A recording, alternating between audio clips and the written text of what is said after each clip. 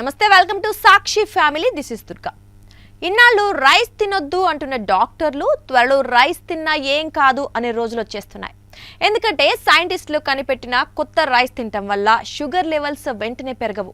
ఎందుకంటే ఆ రైస్లో గ్లైసెమిక్ ఇండెక్స్ తక్కువగా ఉంటుంది, ప్రోటీన్ పుష్కలంగా ఉంటుంది. దీని కంప్లీట్ డీటెయిల్స్ ఇప్పుడు చూద్దాం. మనందరం రైస్ తింటాం, కానీ తినే ప్రతిసారి ఒక డౌట్ మనల్ని వేధిస్తూ ఉంటుంది. టైప్ 2 డయాబెటీస్ వస్తుందేమో అని. కొంతమంది రైస్ తిన్నా వారికి ప్రోటీన్ లోపం వల్ల ఆయాసం, బలహీనత వంటి సమస్యలుంటాయి. ఇక ఈ టెన్షన్స్ అన్నీ తగ్గిపోనున్నాయి. ఎందుకంటే భారత్లోని CSIR NIIST శాస్త్రవేత్తలు అద్భుతాన్ని సృష్టించారు. అదే డిజైనర్ రైస్. ఇది సాధారణ బియ్యంలా కనిపిస్తుంది, అదే రుచి, అదే వంట లక్షణాలను ఇస్తుంది. కానీ ఇందులో 3 రెట్లు ఎక్కువ ప్రోటీన్, తక్కువ గ్లైసెమిక్ ఇండెక్స్ ఉంటుంది. ఈ రైస్ షుగర్ పేషెంట్లకు, పోషకలోపం ఉన్నవారికి బంగారు బియ్యం అనుకోవచ్చు. ఇది కొత్త బియ్యం మాత్రమే కాదు, మన ఆహార అలవాట్లను మార్చకుండానే ఆరోగ్యాన్ని మెరుగుపరిచే గేమ్ చేంజర్. ఎందుకంటే ఈ రోజుల్లో డాక్టర్లు మిల్లెట్స్ తినమని చెప్తూ ఉన్నారు, కానీ మిల్లెట్స్ రుచిగా ఉండవు, చప్పగా ఉంటాయి, అసలు తినబుద్దే కాదు. పైగా వాటిని తినేందుకు పల్లి చట్నీ లాంటి వాటిని ఎక్కువగా వాడే పరిస్థితి ఉంటుంది. ఆ చట్నీ వల్ల బరువు పెరిగే ప్రమాదం ఉంటుంది. ఇలాంటి టెన్షన్లు లేకుండా ఈ కొత్త బియ్యం మిల్లెట్స్ బదులుగా తినేందుకు వీలుగా ఉంటాయి. హైదరాబాద్ లేదా విజయవాడలోని ఒక కుటుంబం రోజు దీన్నే అన్నంగా తింటే వారికి డయాబెటీస్ కంట్రోల్లో ఉంటుంది, రక్తహీనత తగ్గుతుంది, బలం పెరుగుతుంది.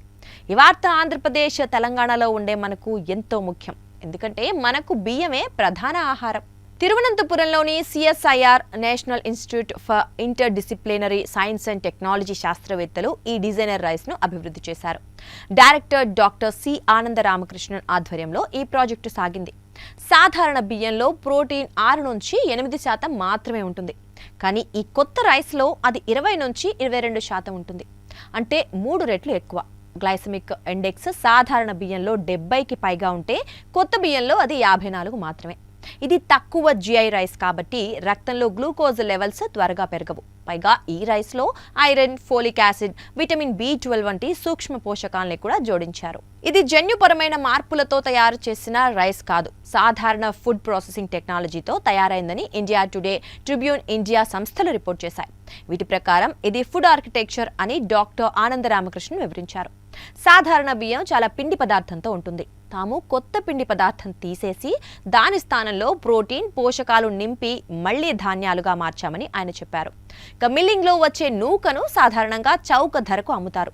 రేషన్ బియ్యం లేని పేదలు ఇలాంటి నూక బియ్యం తింటూ ఉంటారు. శాస్త్రవేత్తలు ఈ నూకను పిండిగా మార్చి స్టార్చ్ తగ్గించి మొక్కల ఆధారిత ప్రోటీన్, ఐరన్, ఫోలిక్ యాసిడ్, B12ని జోడించి ప్రాసెస్ చేశారు. ఆ మిశ్రమాన్ని సాధారణ బియ్యం ఆకృతిలోకి మలిచారు. ఈ కొత్త బియ్యం రుచి, ఆకృతి, ఉడికే సమయం, సువాసన అన్నీ సాధారణ బియ్యంలాగే ఉంటాయి.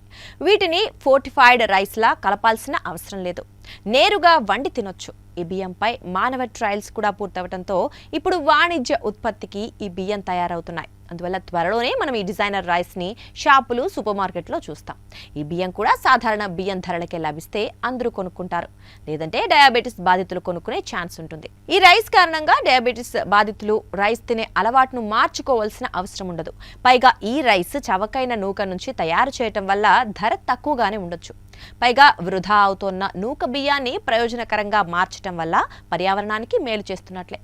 ఈ బియ్యం వల్ల ఎనీమియా, ప్రోటీన్ లోపం తగ్గుతాయి. ఈ బియ్యాన్ని ప్రస్తుతం టాటా సంస్థ స్కేలింగ్ చేస్తోంది. ఈ విషయాన్ని టాటా కన్స్యూమర్ ప్రొడక్ట్స్ సంస్థ ఫిబ్రవరి 19న అధికారికంగా ప్రకటించింది.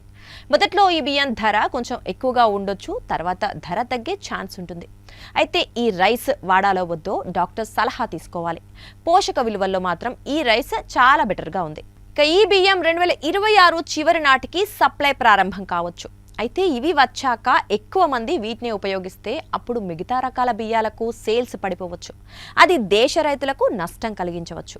అలా జరగకుండా ప్రభుత్వాలు ఎలాంటి మార్పులు చేస్తాయన్నది ఆసక్తికర అంశం. ఈ పోషకాల బియ్యాన్ని ఎక్కువ మందికి అందుబాటులోకి తెస్తే డయాబెటీస్ కేసులు తగ్గే అవకాశం ఉంటుంది. అది ప్రభుత్వాలకు, దేశానికి కూడా మంచిదే. ఈ బియ్యాన్ని జన్యు మార్పులతో చెయ్యలేదు కాబట్టి సైడ్ ఎఫెక్ట్స్ భయం ఎక్కువగా ఉండదు. అయితే దేశవ్యాప్త పంపిణీ కోసం భారీ ఎత్తున ఉత్పత్తి చేయాల్సి ఉంటుంది. ఇది అసలైన సవాలు.